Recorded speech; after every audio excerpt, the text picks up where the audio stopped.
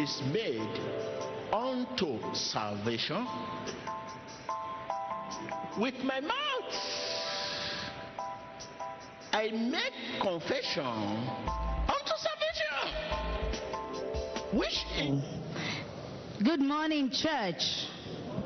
Yes, you are welcome to today's live Sunday service held here at the Synagogue Church of All Nations in Lagos, Nigeria, in Jesus' name.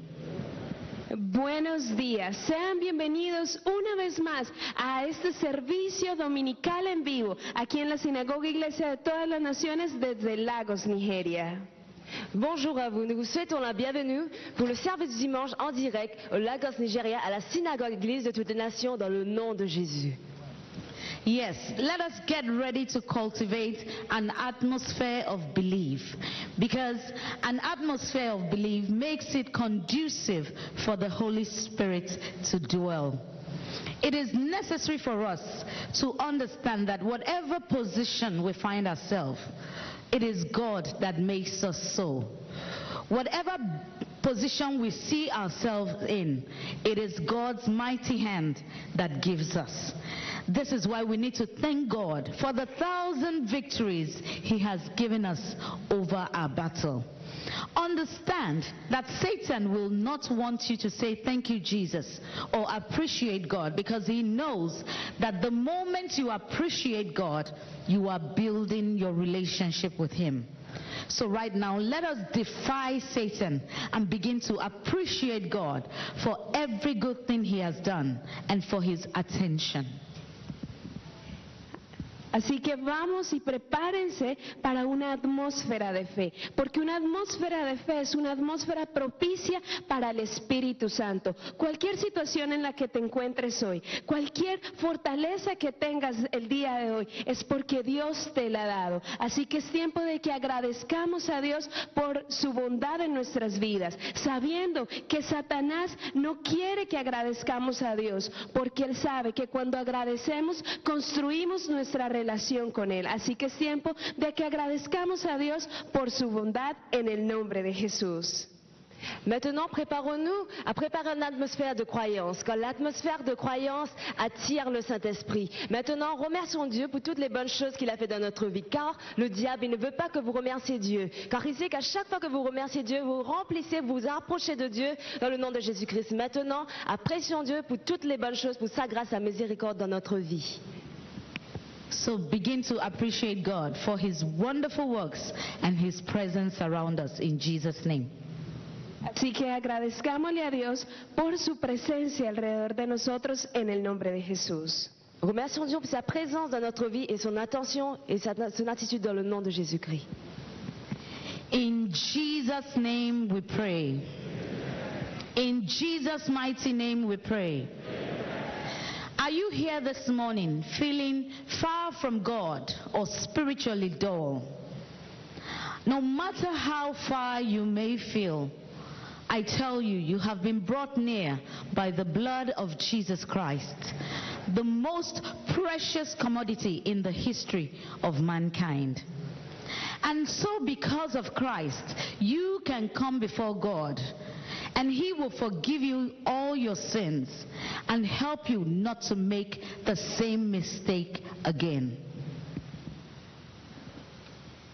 Ahora es tiempo de que vengamos a la presencia de Dios para pedir perdón, porque sabemos que es la sangre de Cristo el bien más preciado en la historia de la humanidad, y es la sangre de Cristo y por causa de Cristo que hoy podemos correr hacia Dios para pedirle perdón por nuestros pecados. Así que si te sientes lejos de Dios, hoy es tiempo de acercarte a Él en esa actitud de pedir por su misericordia y su gracia perdonadora en el nombre de Jesús. Aujourd'hui, est-ce que vous vous sentez indigne, si loin de Dieu, plus bas spirituellement? Je veux que vous sachiez que vous avez été racheté par le sang de Jésus-Christ, la denrée la plus précieuse de l'humanité. Et maintenant, grâce à Jésus-Christ, quand nous venons à Dieu avec notre attitude, Dieu est prêt à nous pardonner. Maintenant, demandons à Dieu pour sa miséricorde et sa grâce dans notre vie.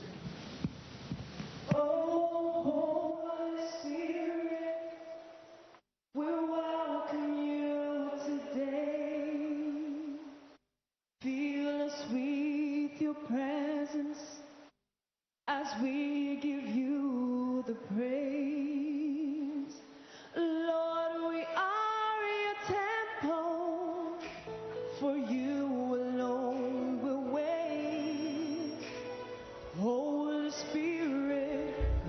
welcome in this place. Holy Spirit, come and take your place. In Jesus' name we have worshipped. In Jesus' name we have worshipped. So right now, let us ask that the Holy Spirit move mightily in the life of our prophet, so that God will give him that instruction, revelation, and direction that will usher us into our glorious destinies today, in Jesus' name. Ahora vamos a pedirle a Dios que sea Él tomando la vida del profeta de Dios, que sea Él instruyéndolo, guiándolo, dirigiéndolo para lo que Dios tiene preparado para nosotros en el nombre de Jesús. Maintenant, demandez au Saint-Esprit d'agir puissamment, de se manifester puissamment dans la vie de notre prophète. Prions pour qu'aujourd'hui Dieu puisse l'utiliser, être un instrument dans notre vie pour nous mener à notre destinée. Prions dans le nom de Jésus-Christ. Come live in me, oh my Lord, take over me. Come live in me, and I will rise on eagle's wings. Come live in me, oh my Lord, take over me. Come live in me, and I will rise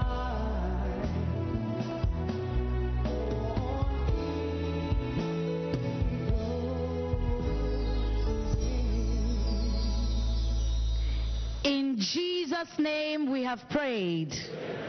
In Jesus' mighty name we have prayed. So right now, it is time to do our response.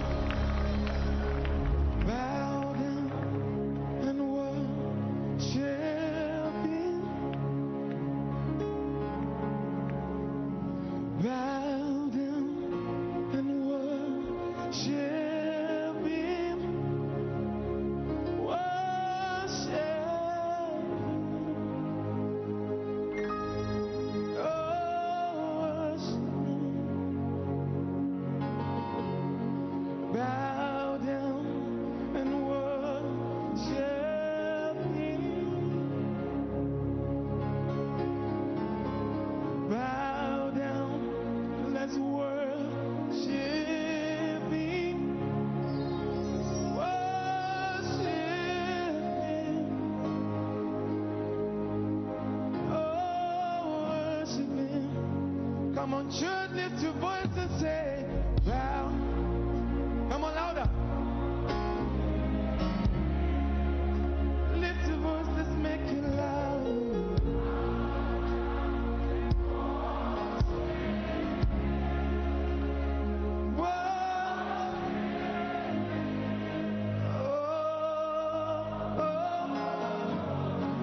Come on, church, lift your voice and say, bow.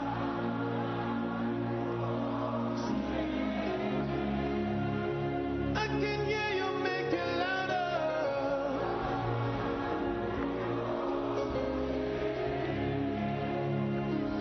Worship me. Oh, worship. One more time. Sing, bow down.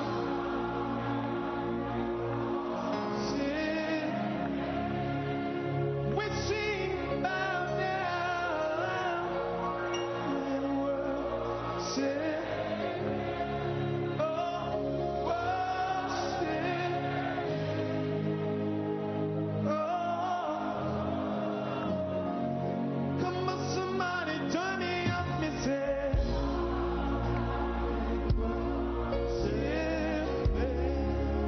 Mama, Lord, we worship you, Lord.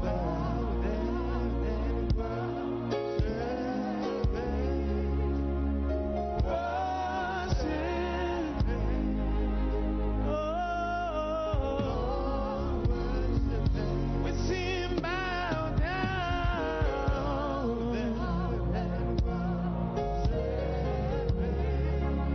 We bow before you, Jesus.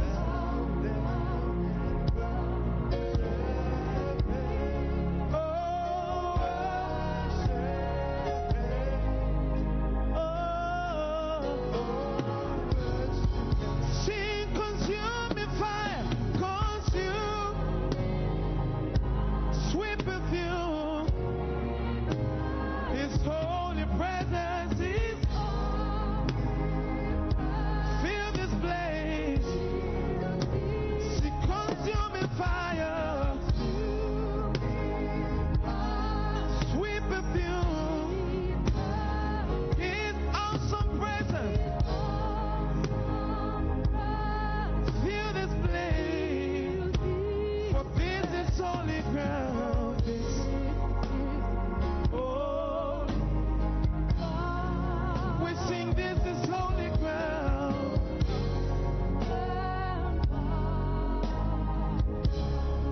Come on, church, lift your hands. Lift your hands, let's worship the Maker. He's the Alpha and the Omega. He's the beginning and the end. Father, there is none like you. Father, we lift our voice and we say there is none like you, Father. We give you all the glory and all the honor. May your name be glorified, Father. May your name be honored, Lord Jesus. May your name alone be exalted. We worship you, Lord. We magnify you, Lord. We lift our voice to worship. We love you, love you, love you. We love you, love you, love you, Lord. Somebody express it. Tell him something. Tell him something. Yeah.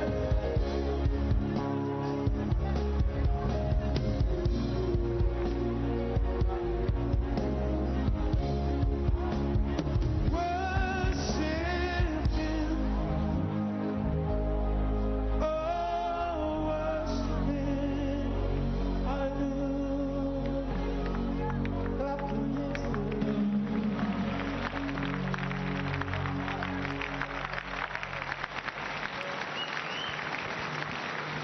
In the mighty name of Jesus Christ, we worship. Right now, turn to your neighbor and greet them, Emmanuel. Give your neighbor a handshake, say, Emmanuel. Give your other neighbor a handshake, say, Emmanuel. Give the neighbor behind you a handshake, say, Emmanuel. Give the neighbor in front of you a handshake, say, Emmanuel. And greet the viewers all over the world on Emmanuel TV, Emmanuel.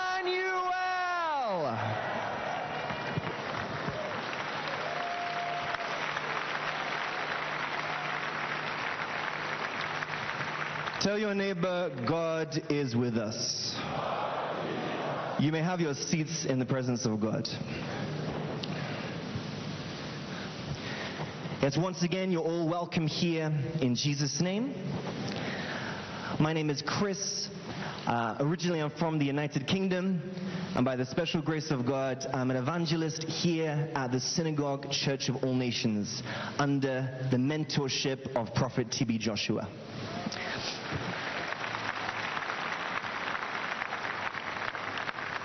And before I delve into today's message, I want to first of all pay tributes to Prophet T.B. Joshua.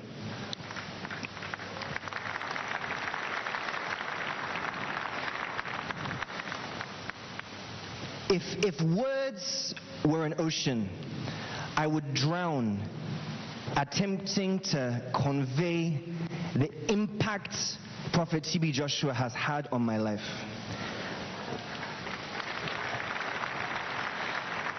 Because I don't know how you can define such love which is unconditional. We're not from the same country. We're not from the same family. There's no political affiliation. There's no tribal connection. We are not from the same race, yet he has loved me more than my own biological parents.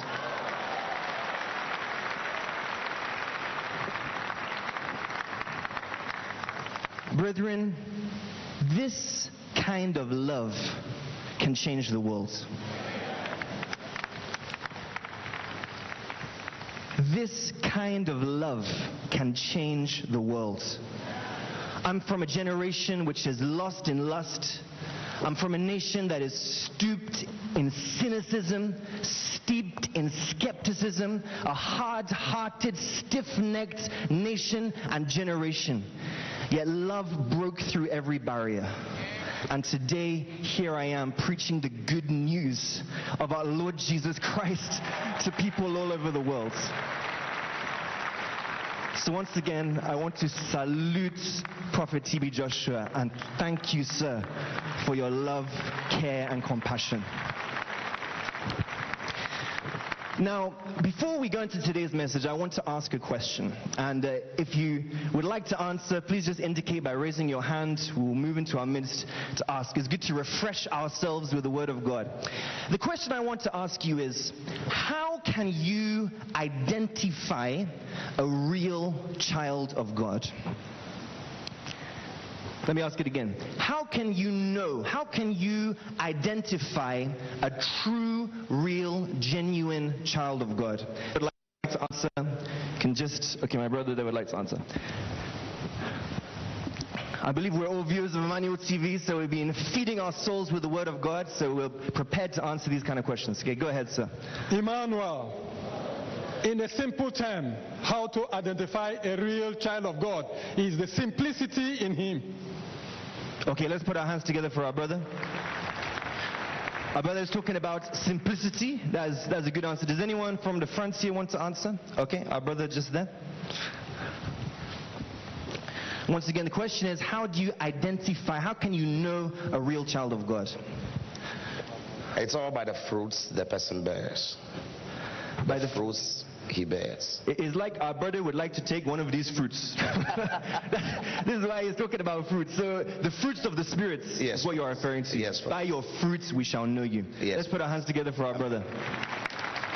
Okay, anyone over this side? We've had 2 males. Maybe we need to have a female. Any female here? That's okay. Our sister over here wants to answer. How do you know a true child of God? Just like the Bible said, you recognize the tree by its fruits. So a true child of God, you recognize it by the way of life, the way he comported themselves. Yeah. Okay, let's put our hands together for our sister. So I believe that all 3 of the respondents have given a similar answer. that we're talking about the fruits in the person's lifestyle, because as we know, Christianity is not a hobby, Christianity is a lifestyle. Now, in today's message, I'm going to answer this question, bringing a particular fruit into light about how children of God should be known and how you can identify a real child of God. And I believe if you examine yourself in the light of this message, it will help you to identify the areas that you need to change when you leave here. First and foremost, we have to understand the world we are living in. We're living in a very complex and contradictory world where we are constantly exposed to things that are not consistent with God's word and with our desire to do good. You wake up in the morning determined to get it right, determined to do the right thing as a child of God, but before you know it, we find ourselves missing the mark, we find ourselves slipping up, we find ourselves making a mistake. Every time we determine to do what is right, something else, something contrary seems to cross our mind. Would you agree with that? That's what's happening in the world today. And the truth is that everyone makes mistakes. Perfection eludes everyone. There's no one righteous, not even one. That's what the Bible says, Romans 3 verse 10. And once again, you look at yourself, your own life is a testament to this reality. We struggle and strive every day. We wake up determined to get it right, and we find ourselves slipping below God's standard. Struggling, striving to do what is right, and constantly finding ourselves often doing what is wrong and contrary to our desires. So then, since everyone makes mistakes and everyone hurts somewhere and everyone has limitations and everyone has areas in their lives they don't want others to know or see, how then do we identify real children of God? The way you react to your wrong tells us if you're a real child of God.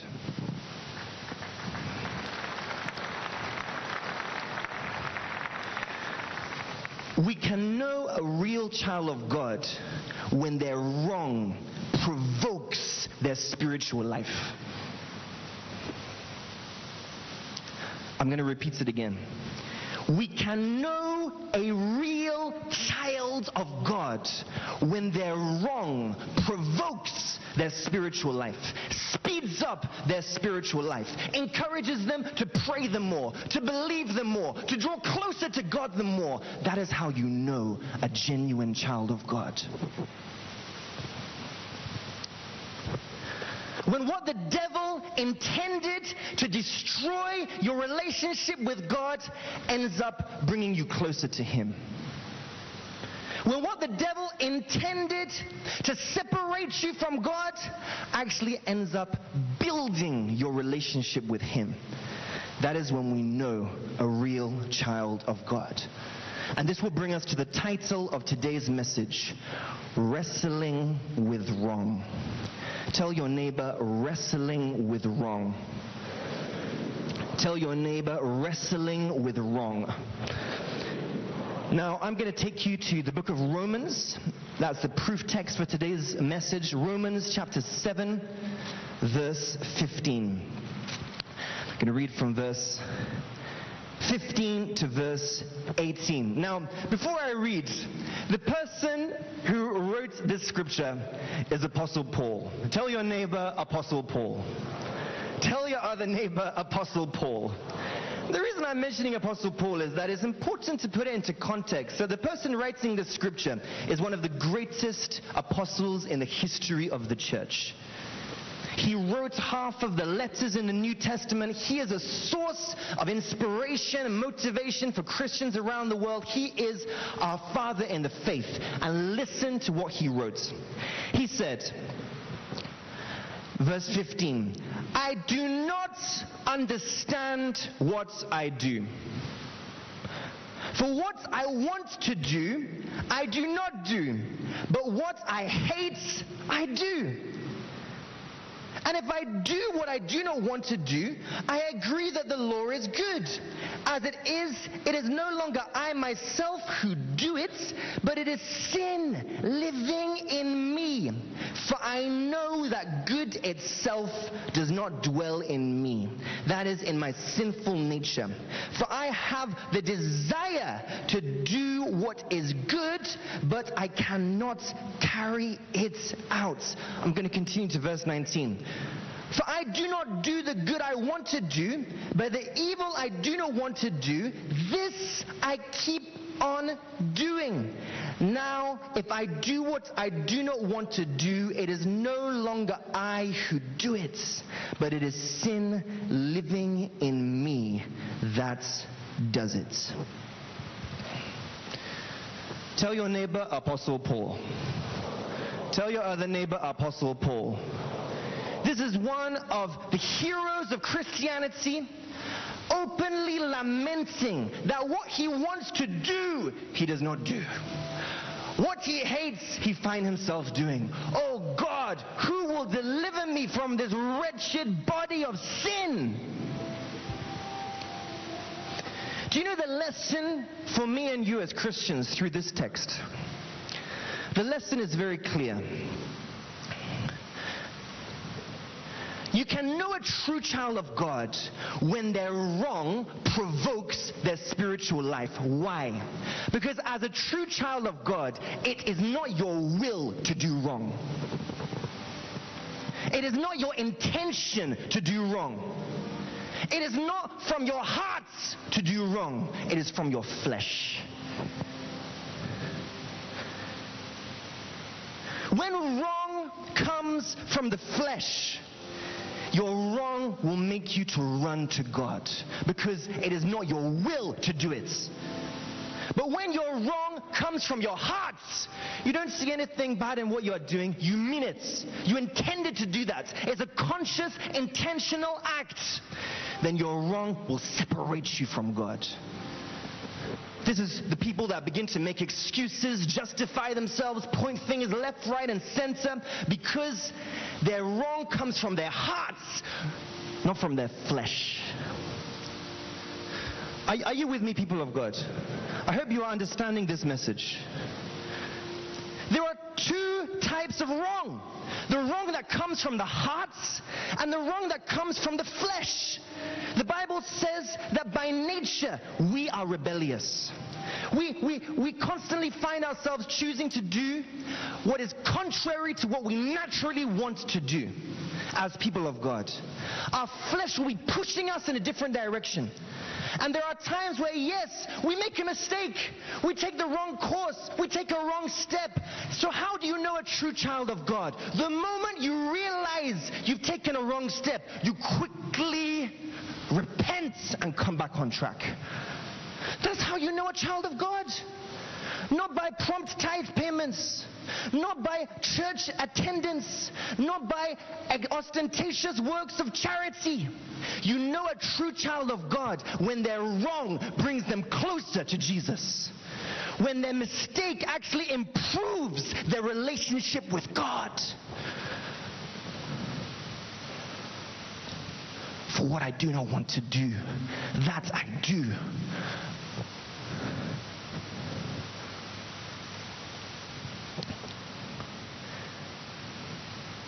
You can use this message to question yourself, to challenge yourself. Each time you make a mistake, how do you react? How do you respond? Because your response determines your future. Let me